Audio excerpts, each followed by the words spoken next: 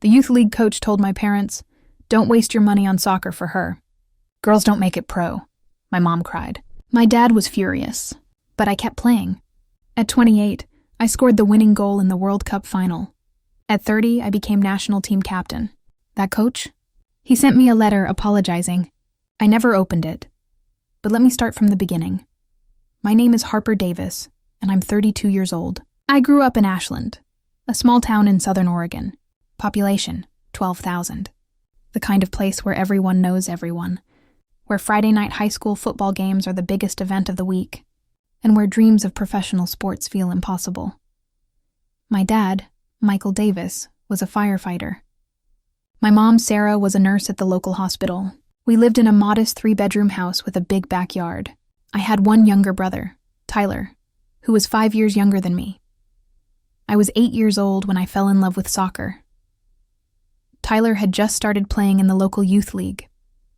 Every Saturday morning, my parents would take him to his games, and I'd tag along.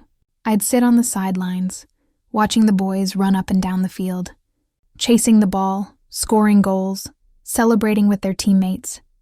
I was mesmerized. One Saturday, after Tyler's game, I walked up to my dad. "Papa, I want to play too." He smiled, that warm smile that always made me feel safe. "Of course, sweetheart. Let's sign you up." The next week, we went to the Youth League registration office. It was a small building attached to the community center, with faded posters of famous soccer players on the walls. The registration desk was run by Coach Tom Henderson, a stocky man in his mid-50s with a graying buzz cut and a whistle hanging around his neck. My dad approached the desk. "Hi, we'd like to register our daughter for the Youth League." Coach Henderson looked at me, then back at my dad. "How old?" 8, my dad said. "We don't have a girls' team," Coach Henderson said flatly. "Boys' league only?" I felt my stomach drop. "But I want to play soccer," I said quietly. Coach Henderson leaned back in his chair, looking me up and down. "Look, sweetheart, soccer's a pretty rough sport. Boys play hard. They're physical. You might get hurt." "I won't get hurt," I said, trying to sound brave even though my voice was shaking. My dad put his hand on my shoulder. "Let her try. If she can't keep up, fine. But give her a chance," Coach Henderson sighed. "Fine, but I'm putting her on the Wildcats. Coach Jenkins will figure out what to do with her." And that was it. I was on a team. But being on a team didn't mean I got to play. My first season was torture. The Wildcats practiced twice a week and played games every Saturday. I showed up to every practice, every game. I wore my uniform with pride, my jersey number 7, my cleats that my dad had bought me at the local sporting goods store, but I barely touched the field. Coach Jenkins, a younger coach in his 30s, seemed uncomfortable with having a girl on the team. He'd put me in for the last 5 minutes of games, when the outcome was already decided. I'd run around, barely touching the ball, and then the whistle would blow. The boys on my team weren't mean to me.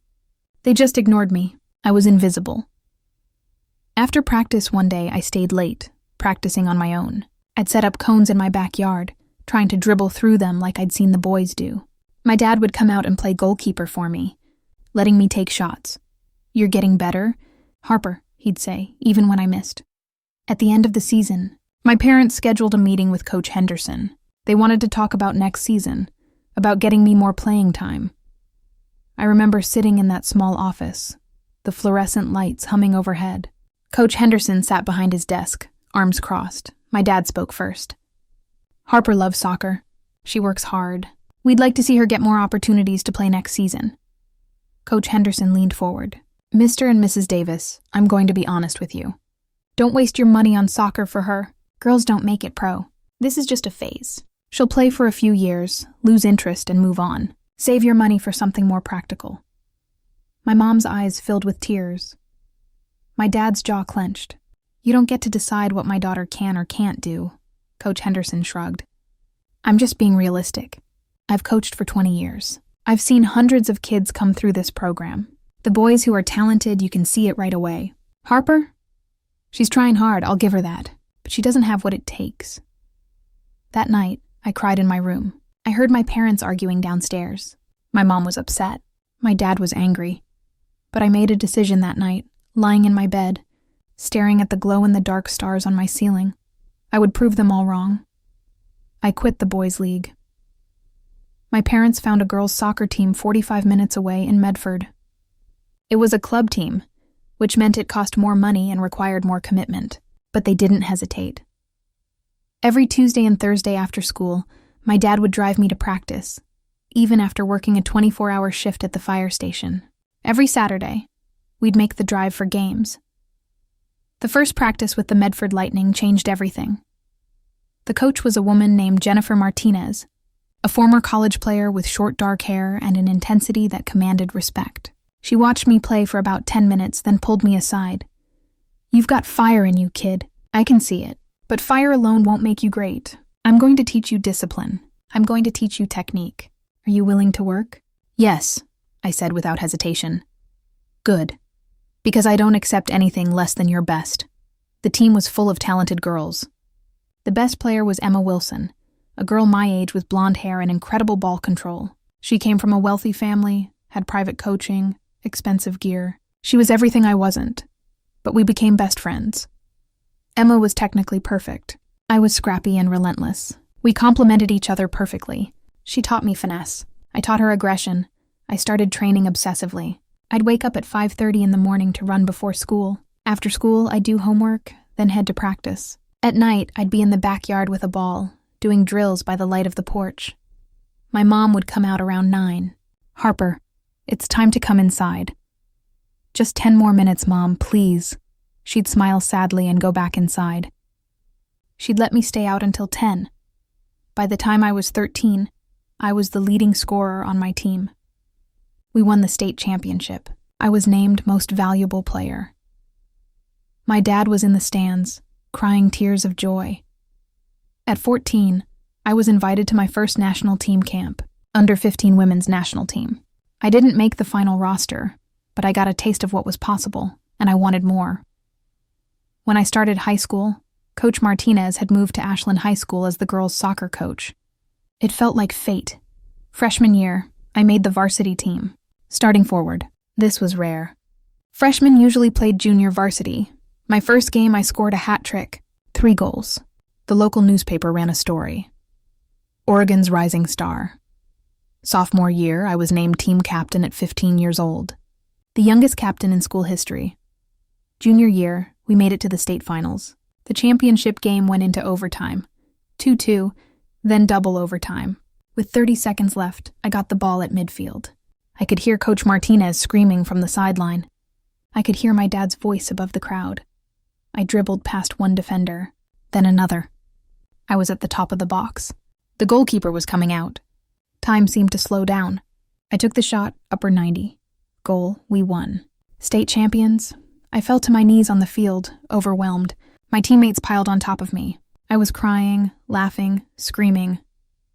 After junior year, college scouts started showing up to my games. UCLA, Stanford, University of North Carolina, the best women's soccer programs in the country. Senior year, I was named Gatorade Player of the Year for Oregon. It's one of the most prestigious high school awards in the country. UCLA offered me a full scholarship. At my high school graduation, they announced my scholarship on stage. The auditorium erupted in applause. I looked into the crowd and saw Coach Henderson sitting there. His daughter was graduating too. Our eyes met for a moment. He looked down, ashamed. I felt nothing. He didn't matter anymore. UCLA was overwhelming at first. The talent level was insane. Every girl on the team had been the best player on their high school team. Every girl had been recruited by multiple top programs. I wasn't special here. I was just one of many. Freshman year, I barely played. I was in the rotation, but I wasn't starting. It was frustrating. I was used to being the star. Here, I was just another freshman trying to prove herself. Coach Rebecca Stone was tough, former national team player. No nonsense. Demanding. After one particularly bad practice, she pulled me aside. "Davis, you're playing like you're still in high school. This is college. Everyone here is as good as you or better. You want to start? Earn it." That night, I called my dad. "I don't know if I'm good enough," I admitted. There was a long pause. Then he said, "Harper, remember when you were 8 years old and that coach told us you'd never make it? Remember how you felt? Yeah, use that. Every time you doubt yourself, remember that feeling. and prove them wrong again. Sophomore year, I broke into the starting lineup. I scored 15 goals. We made it to the NCAA tournament. Junior year, I was named team captain. We made it to the semifinals. We lost, but I performed well. I got called up to the under-23 national team camp. Senior year was magical. 22 goals, 11 assists. We won the Pac-12 championship. We made it to the NCAA championship final. The final game was against Florida State. Back and forth, incredible soccer. 2-2 at 90 minutes. We went to overtime. In the 118th minute, Emma sent a perfect cross from the corner. I jumped higher than I ever had before. Header. Goal. 3-2. National champions. I collapsed on the field, sobbing. This was it. This was everything I'd worked for. When I graduated, I held the UCLA record for most career goals in women's soccer history, the NWSL draft, National Women's Soccer League, the professional league for women's soccer in America. I was selected 3rd overall by the Portland Thorns, Portland, Oregon, just a few hours north of my hometown.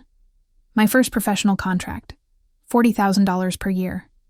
It sounds like nothing compared to male athletes, but for women's soccer, it was standard.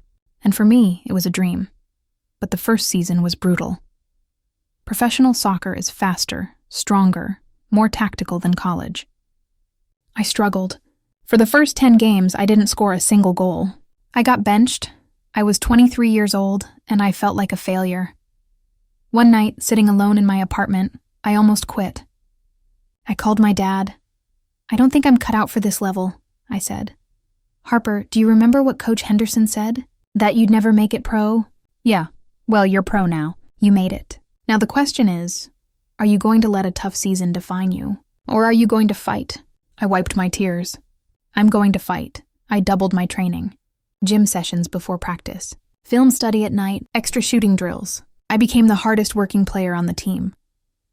Second season, I exploded. 18 goals. League leading scorer. Portland Thorns won the championship. I was named MVP. At 24 years old, I got the call that changed my life. "Harper Davis, this is Coach Emma Hayes from U.S. Women's National Team. We'd like to invite you to camp." I couldn't speak. I just nodded, then realized she couldn't see me. Yes, absolutely. "Thank you. National team camp. The dream of every soccer player in America." My first national team camp was terrifying. I was training alongside legends. Megan Rapinoe, Alex Morgan. Names I'd watched on TV, posters I'd had on my wall as a kid, and now I was their teammate. They tested me. In practice, they played hard against me. They wanted to see if I could hang. My first cap, my first international game was against Canada, a friendly match. I came on in the 70th minute as a substitute. I had 20 minutes. In the 85th minute, I drew a penalty in the box. The team was up 2-1 when the final whistle blew.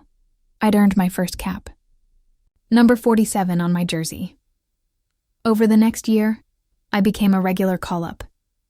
But when the 2019 World Cup roster was announced, I didn't make it. I was devastated. I was 25 years old, in the best form of my life, and I had to watch from home as my teammates went to France and won the World Cup. It hurt. But it also motivated me. The next 2 years, I was unstoppable in the NWSL. Back-to-back championships. Goals, assists, awards. When the 2020 Olympics, postponed to 2021 due to COVID, came around, I made the roster, Tokyo Olympics, my first major tournament. I started on the bench, but I came on as a substitute in crucial moments. In the semifinal against Canada, I scored 1 goal and assisted another. We made it to the final. The final was against Canada again. A rematch, and this time, I was in the starting lineup. 60th minute, tied 1-1. I received a pass at the top of the box, turned, and shot. Goal, the USA won 2-1. Olympic gold medal. As I stood on the podium, gold medal around my neck, I looked into the crowd. My dad was there, draped in an American flag, crying. I pointed at him. He put his hand over his heart. After the Olympics, I became a star. Nike deal, Gatorade sponsorship, Visa commercials. My salary jumped to over $200,000, plus endorsements pushing it past $500,000. But money didn't matter. The World Cup mattered, 2023 World Cup in Australia and New Zealand. This was the big one. I was now an undisputed starter. The team had a new coach, new tactics. I was central to everything. Group stage, dominant. 3 goals in 3 games. Round of 16 against Spain. 1-1 at 90 minutes. Overtime. In the 118th minute, I got the ball at midfield. I dribbled past one defender, then another, then a third, one-on-one with the goalkeeper. I calmly slotted it to the right. Goal. 2-1. We advanced. Quarterfinal against England. I scored 2 goals. We won 3-1 semifinal against Sweden. Tough physical match. We won in a penalty shootout. I scored my penalty, and then the final. USA versus Brazil. 80,000 people in the stadium. Millions watching around the world. I was 28 years old, the peak of my career. First half, scoreless. Tense. Physical. Brazil was good. Really good. Second half, Brazil scored in the 70th minute. 0-1. We were down. I gathered the team. We didn't come this far to lose, heads up. We can do this. 82nd minute, corner kick. I timed my run perfectly. Header, goal, 1-1. The game went to overtime. Everyone was exhausted, cramping, struggling. 115th minute. I intercepted a pass at midfield. I started running. Counterattack.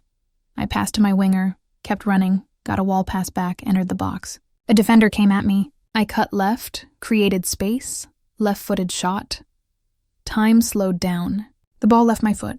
The goalkeeper dove. Her fingers stretched. The ball hit the back of the net. Goal. I dropped to my knees, looked up at the sky, and screamed. My teammates jumped on top of me. The stadium was deafening. USA 2, Brazil 1. We held on for the final 5 minutes. When the final whistle blew, I collapsed on the field. I couldn't believe it. We'd won. I'd scored the winning goal in a World Cup final. The trophy ceremony was a blur. They handed me the ball because our captain was injured. I lifted it above my head. The cameras found my dad in the stands. He was sobbing, hands covering his face. I ran to the edge of the stadium, looked up at him, and mouthed, "This is for you." A year later, at 29, I was named captain of the U.S. women's national team. Megan Rapinoe and Alex Morgan had retired. A new generation was taking over, and I was the leader. My first priority as captain, equal pay. For years, the women's national team had been fighting for the same pay as the men's team. We won more. We generated more revenue. We had more fans. But we got paid less. I wasn't going to accept it. At my first press conference as captain, I spoke clearly. We win World Cups, we win Olympics. We generate more revenue, we deserve equal pay, and we're going to fight until we get it. We filed a lawsuit against the U.S. Soccer Federation. The media covered it extensively. Public opinion was on our side. In 2025, we reached an agreement. Equal pay. Historic. The men's and women's national teams would be paid the same. I was on the cover of Time magazine. The captain who changed the game. But the moment that defined me happened quietly, in private. One day, a package arrived at my agent's office. It had been misdirected 2 years earlier, and finally found its way to me. Inside was a letter. The return address, Tom Henderson. I stared at the envelope for a long time. My best friend Emma was with me. "Are you going to open it?" I thought about it. Part of me was curious. What did he have to say after all these years? Was it an apology? Congratulations, an excuse? But then I realized I didn't care. "No," I said. "I'm not going to open it. Why not? Because 22 years ago, he told me I couldn't do this. He told my parents not to waste their money on me. He said girls don't make it pro, and now he wants to apologize? He wants to feel better about himself. That letter isn't for me. It's for him, to ease his conscience." "That's powerful," Emma said. "No, it's just the truth. I don't owe him anything. I didn't prove him wrong to get his approval. I proved him wrong for me, for every girl who was told she couldn't. He doesn't get to be part of this story anymore." I placed the letter on my desk. I never touched it again. I never opened it. At 31 years old, I opened the Harper Davis Soccer Academy for girls. The mission was simple. Every girl gets a chance. Rich or poor, talented or just starting. If you love soccer, you're welcome. The first year, 200 girls enrolled. I personally attended practices during the off-season. working with the coaches, playing with the kids. One day, an 8-year-old girl arrived with her mom. She was small, shy, nervous. Her mom explained she wants to play soccer, but the local league told her girls don't really play soccer, that it's a boys' sport. I knelt down to the girl's eye level. "What's your name?" "Lily," she whispered. "Lily, look at me. Those people are wrong. Soccer is for everyone. If you love this game, if you work hard, no one can stop you. Do you understand?" She nodded, eyes wide. I stood up and addressed all the parents. When I was 8 years old, someone told me I'd never make it. That girls don't go pro, that my parents were wasting their money. But I didn't listen. I played anyway, and now I'm standing here as a World Cup champion, Olympic gold medalist, and national team captain. Maybe one of your daughters will play professionally someday. Maybe she'll win a World Cup. Or maybe she'll just love the game and have fun with her friends. Both are valuable. Both matter, the parents applauded. That evening I drove home. That unopened letter was still on my desk, exactly where I'd left it. I picked it up, held it for a moment, and threw it in the trash. I never opened it. I never will. Because that letter represents the past. And I'm focused on the future. I'm 32 years old now, still playing. Preparing for the 2026 Olympics. But I'm more than just a player. I'm an activist, a mentor, a role model. The Harper Davis Soccer Academy now serves over 1,000 girls. Some will go pro, most won't, but all of them will learn to love the game, and that's what matters. Last month, my old high school called. They want to retire my jersey number. They're renaming the stadium. Harper Davis Stadium. I went back for the ceremony. Thousands of people showed up. Old teammates, coaches, family, community members. I gave a speech. 22 years ago, someone told me I couldn't do this. He said girls don't make it pro. That day broke my heart. But it also gave me something. It showed me who I was, what I wanted. I didn't play to prove him wrong. I played to prove to myself, and to every girl who loves this game, that anything is possible. Today, I stand here as proof. Work hard, believe in yourself. Never give up. The crowd erupted. After the ceremony, my dad hugged me. He was crying again. He always cries at these things. I'm so proud of you, sweetheart. I always have been. I know, Dad. You always believed. That was enough. That night, alone in my hotel room, my phone rang. It was the academy. One of our players had just been called up to the under-15 national team camp. The first Harper Academy graduate to make it. I smiled. The legacy continues. As for that letter, I threw it away years ago. I never looked back. Because some people don't deserve your forgiveness. And sometimes the best revenge is succeeding without caring about them at all.